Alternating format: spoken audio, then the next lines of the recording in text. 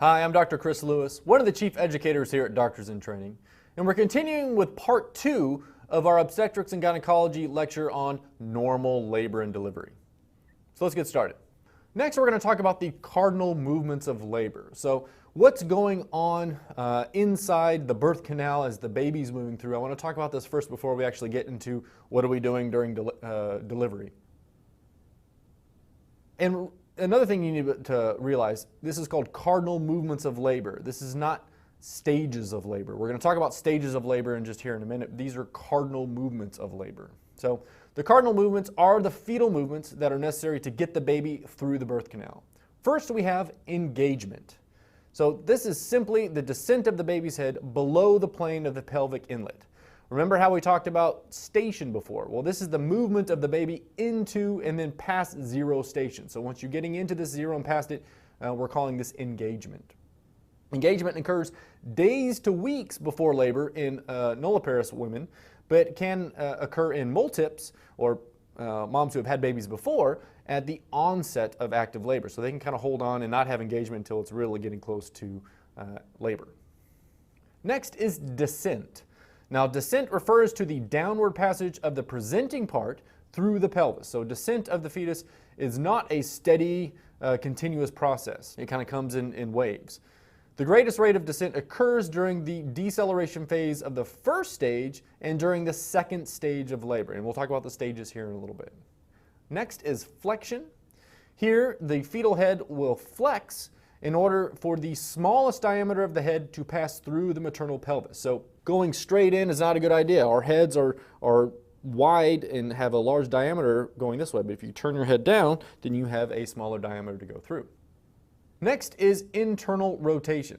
Now this is the rotation of the presenting part from its original position, so usually a transverse with regard to the birth canal, to the anterior posterior position as it passes through the pelvis.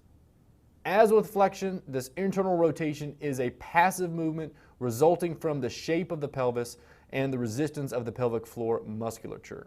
All right, next is extension, and this occurs once the fetus has descended to the level of the introitus. Now this descent brings the base of the occiput into contact with the inferior margin of the symphysis pubis, and at this point, the birth canal curves upward. So the fetal head is delivered by extension and rotates around the symphysis pubis.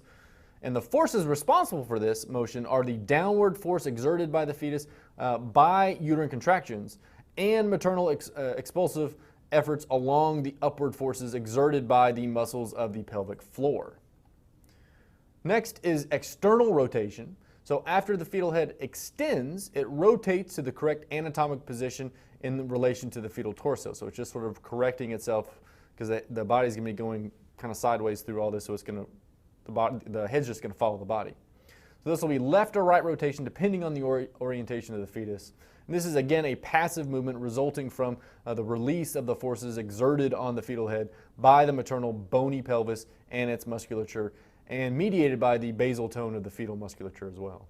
Finally, we have expulsion. So this refers to the delivery of the body of the fetus. So after the delivery of the head and of external rotation, further descent brings the anterior shoulder to the level of the symphysis pubis. The anterior shoulder rotates under the symphysis pubis, after which the rest of the body usually delivers without difficulty. All right, so now we're going to get to an important part of this lecture. We're talking about normal labor. So the actual labor, the delivery, let's see what we need to learn here. So our patient's gone through triage, we've figured out what's going on, and now we need to figure out whether or not she's actually in labor. So let's define labor first. So labor is defined as contractions that cause cervical change in either effacement or dilation. False labor is also very, very common. You'll have lots of ladies who will come into triage or into your office who think they're in labor and they're really not. And this usually presents as irregular contractions that do not result in any cervical change. So those are the questions you need to ask your patients. How often are they coming? Are they regular?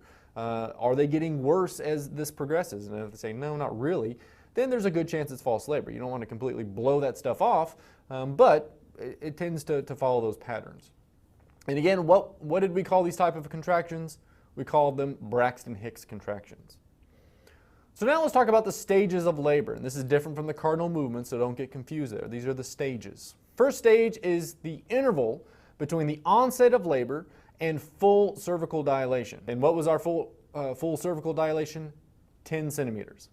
So on average, the first stage lasts somewhere between 10 and 12 hours in a nulliparous woman and between 6 and 8 hours in a multip woman, though this can still vary greatly in both of these categories. So if you have someone who's never had a baby before, yeah, you can tell them, yeah, your labor in the first part's going to last maybe 10, 12 hours. But there's certainly people who have been in stage 1 for 20 hours, and certainly people who have been in stage 1 for a couple hours. So be aware of that. Don't prepare people and have them really focus in on, well, gosh, I can hold out for 6 hours, that's no problem, because it might be longer, it might be shorter. The first stage is further divided into 2 phases. There's the latent phase of labor, and this is the early stages of labor, and it ends at about 3 to 4 centimeters of cervical dilation. So it's a slower pattern.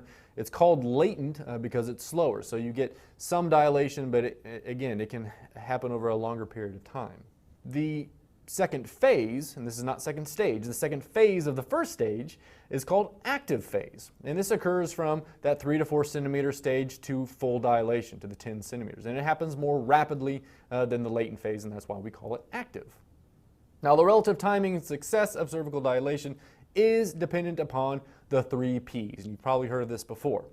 Power, passenger, pelvis. So power is the strength of the contractions, and we've already discussed how we can monitor those with the pressure devices, the IUPCs. The passenger is referring to the baby, obviously. If the baby is huge, it's going to have a much tougher time getting through the birth canal. And of course, the pelvis is referring to the size and the shape of the mother's pelvis. Now, if the passenger is too big or the pelvis is too small, then you get cephalopelvic disproportion, or CPD. And this is a common diagnosis that we get when we kind of stall out or we have a rest of labor. If the rate of change of cervical dilation falls below 1 centimeter per hour in the active phase of stage 1, then you might have to start worrying that one of your P's is not optimal. Either you don't have enough power, or your passenger is too big, or your pelvis is too small. If you have no change in cervical dilation or station for over 2 hours in the active phase, despite adequate Montevideo units, so you have your IUPC in there and you're like, boy, these are big hunker contractions, then this is called active phase arrest, and it is a common indication for cesarean section. So be aware of that. 2 hours in the active phase, though we'll talk a little bit about some exceptions about that in later lectures or later in this lecture. The second stage of labor, and again, we talked about stage 1, phase 1, and phase 2. This is second stage of labor, is the time period between complete cervical dilation and the delivery of the infant. So this is the pushing part. It's considered prolonged if it lasts longer than 2 hours in a nulliparous patient, and though we do allow 3 hours in patients who have an epidural, because that tends to slow things down a little bit. In a multip patient, stage 2 is considered prolonged after an hour or after 2 hours in those who have epidurals. In stage 2, early and variable decels are common, and if you see late decels, bradycardia, or loss of variability, then these may be signs of fetal distress. In this situation, if you do see these things, the mother should be put on face mask oxygen, or O2, and turned on her left side to decrease inferior vena cava compression. So why is that important? Because then you can increase uterine perfusion. Remember how a lot of these late decels are from the uteroplacental insufficiency. So if we want to get more blood to that placenta, then get that baby off the vena cava and get more blood over there. Now, if you're inducing a patient with, say, Pitocin or oxytocin, then you need to stop this if you're seeing these late decels or bradycardia or something unreassuring until the tracing improves. You know, sometimes you can restart it if you feel good about it, but maybe you just need to stop it if things aren't going well. Bradycardia may be due to 2 other concerning complications. So uterine hypertonus or tachysystole. Now, uterine hypertonus is a single contraction lasting more than 2 minutes. So remember that 2 minutes is uterine hypertonus. A tachysystole is greater than 5 contractions in a 10-minute period. So these contractions are just on top of each other. Because remember, contraction just doesn't go whoop, whoop, and then it's down. You know, contractions can last 40 seconds, a minute. So if more than half the time in a 10-minute period is a contraction, that's too many contractions. So in these instances, the patient can be given a dose of terbutaline, and this will help relax the uterus and hopefully maintain a more regular contraction pattern and a good delivery after that. If the tracing still doesn't improve, then the clinician needs to assess if the baby is low enough in station and the cervix is dilated enough for an operative vaginal delivery, or if a cesarean section is required, or if regular vaginal, spontaneous vaginal birth is possible as well. All right, so finally now we're getting to the actual delivery. So you're in the room. What do you need? Well, you need to be gowned because there's going to be blood and goo going everywhere. You're going to need to be gloved, obviously, and you need to be goggled. And you want to stay as sterile as you possibly can. So these are going to be sterile gowns, sterile gloves. Some people use face shields instead of goggles. So goggles sound kind of funny. Other things that you're going to need. At a minimum, usually you're going to have a whole tray of stuff over on the side over here, but you need at least 2 clamps. You need some scissors. You need a suction bulb. You need probably a DILY suction trap in cases of meconium-stained amniotic fluid.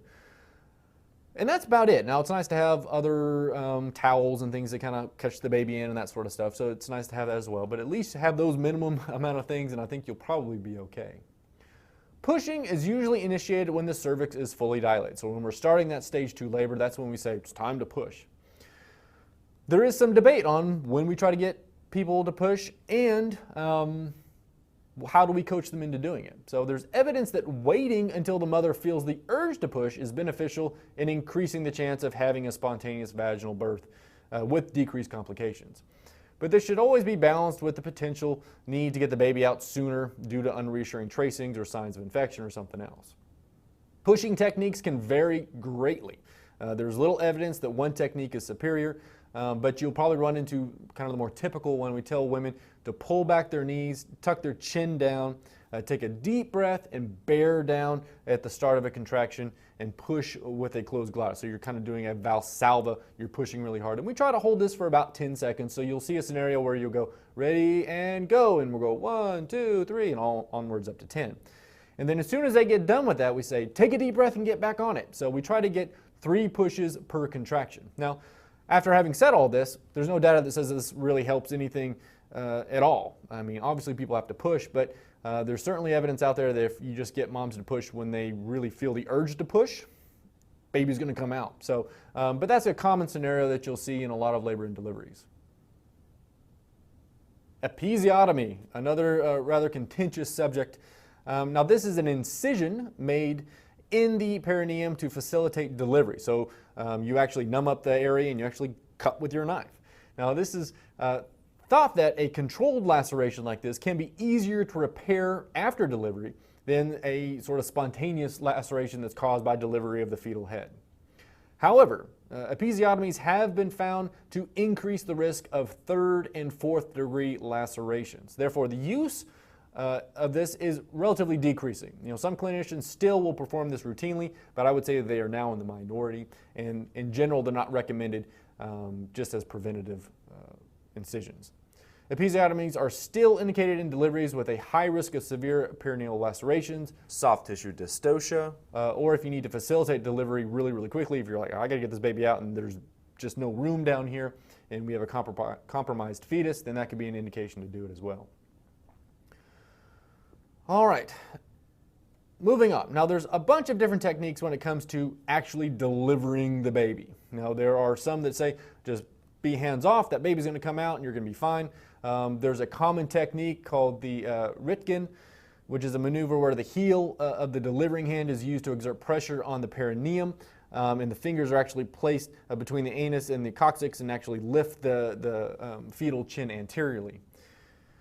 Personally, and I think there is some others that believe this as well, if you place your hand on the vertex to maintain the head in a flexed position, and then control the speed of the crowning as the baby's coming out. So you're not trying to hold the baby back, but just put gentle pressure just so that baby just doesn't do the thing, because that's when you get really bad tears. So just kind of a controlled pressure against the head, not so much that you're pushing against the mom and making it rough for her, but just so it's coming out in a nice, gentle process. Then you can actually use your other hand to kind of lip